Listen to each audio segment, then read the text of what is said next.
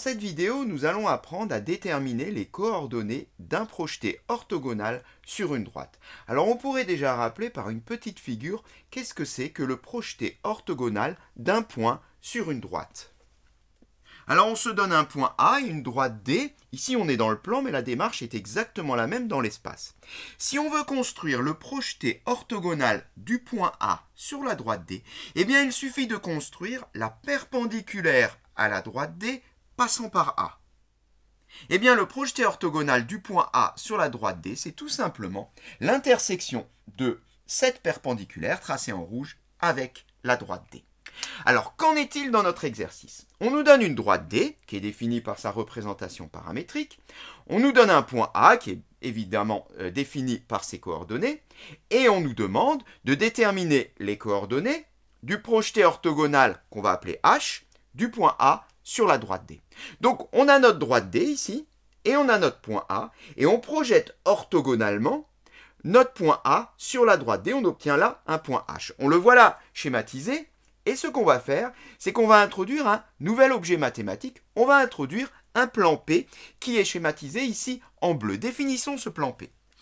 Alors le plan P, on le voit, il passe par le point A et en plus il est orthogonal à la droite D. Alors pourquoi avoir défini ce plan? Tout simplement parce que on voit bien ici que le point H est intersection de ce plan P, avec notre droite D.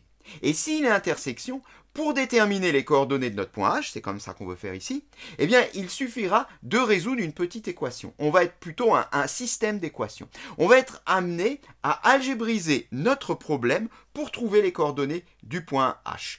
Et là où c'est également intéressant, c'est que notre plan P, il est très facile à définir algébriquement. On va faire comment? Eh bien, on va déterminer une équation cartésienne de notre plan, et ceci, on va voir que c'est facile. Alors, c'est facile. Pour cela, il faudrait déjà introduire un nouvel objet mathématique. C'est le vecteur U. On le voit sur la figure, le vecteur U est un vecteur directeur de D. On peut déterminer les coordonnées de ce vecteur U. Le vecteur U a pour coordonnées ceci, ça se lit sur la représentation paramétrique. Il suffit de récupérer les coefficients qui sont en facteur du T. Eh bien, ce vecteur U a pour coordonnées 2, moins 1 et 2. U de coordonnées de moins 1, 2 est donc un vecteur directeur de D. Mais c'est plus que ça. Comme le plan P et la droite D sont orthogonaux, eh bien il se trouve qu'un vecteur directeur de D est un vecteur normal de P. On peut le noter. Et par ailleurs, on connaît la forme générale d'une équation cartésienne d'un plan. AX plus BY plus CZ plus D égale à 0. Mais les coefficients A, B, C jouent un rôle particulier, car les coefficients A, B, C sont les coordonnées d'un vecteur normal de notre plan. Or, on a les coordonnées ici d'un vecteur normal de notre plan, ce qui veut dire qu'on peut remplacer ici A par 2, B par moins 1 et C par 2. On a donc déjà une forme un peu plus précise de l'équation cartésienne de notre plan P dont on va avoir besoin pour déterminer H. 2x moins y plus 2z plus d égale à 0.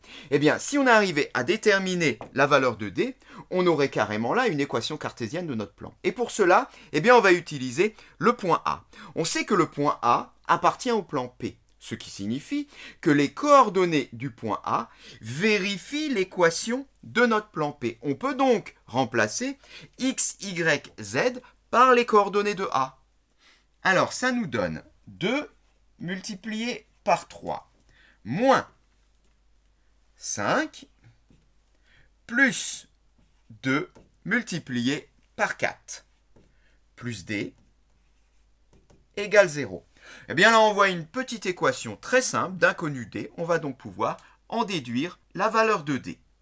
2 fois 3, 6, moins 5, 1, 2 fois 4, 8, et 1, 9, soit 9 plus d égale à 0. On en déduit que d est égal à moins 9. On peut donc remplacer maintenant la valeur ici, moins 9, dans l'équation cartésienne de P. Voilà, on a donc notre équation cartésienne de P, soit 2x moins y plus 2z moins 9 égale à 0. On va la garder et la mettre de côté. Or, on le rappelle, H est le point d'intersection de la droite D et du plan P, ce qui signifie que H, qu'on va dire de coordonnées x, y, z, vérifie à la fois l'équation de P et la représentation paramétrique de D. Donc en gros, pour trouver les coordonnées du point H, intersection de P et de D, il suffirait de résoudre un grand système formé de ces 4 équations. Et ce qu'on va faire concrètement, c'est remplacer ici x, y, z par les expressions données en fonction de t dans l'équation cartésienne de P. Pourquoi? Pour déterminer t. Une fois qu'on aura t, eh bien, il suffira de remplacer ici la valeur de t dans la représentation paramétrique et on aura x, y, z. Donc commençons déjà par ici remplacer x par 1 plus 2t dans l'équation cartésienne de P. Ça nous donne 2 facteurs de 1 plus 2t. On continue. Moins y remplacé par moins 3 moins t.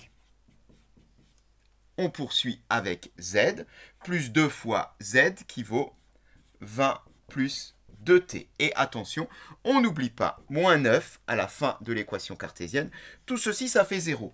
Qu'est-ce qu'on obtient là? Eh bien, on obtient une nouvelle équation, cette fois-ci d'inconnu t. On va pouvoir déterminer la valeur du paramètre t.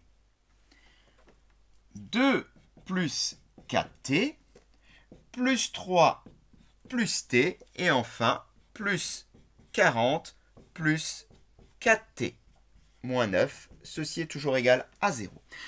On commence par regrouper les termes en t. Ici j'en ai 4, là j'en ai 1, là j'en ai 4, soit 9t. Ensuite les nombres 2 et 3, 5, et 40, 45, moins 9, 36, plus 36, égale à 0, soit 9t égale moins 36, ou encore t égale moins 4. On a donc maintenant la valeur de t, on peut remplacer dans la représentation paramétrique t par moins 4. Et ainsi calculer x, y, z. X sera donc égal à 1 plus moins 8, soit moins 7. Y à moins 3 plus 4, 1. Et z, 20 moins 8, 12. Eh bien, on a trouvé les valeurs de x, y et z, qui sont les coordonnées du point H. On a ainsi les coordonnées de notre point H, moins 7, 1 et 12. Voilà donc les coordonnées de notre projeté orthogonal de A sur la droite D. Merci d'avoir regardé cette vidéo et à bientôt.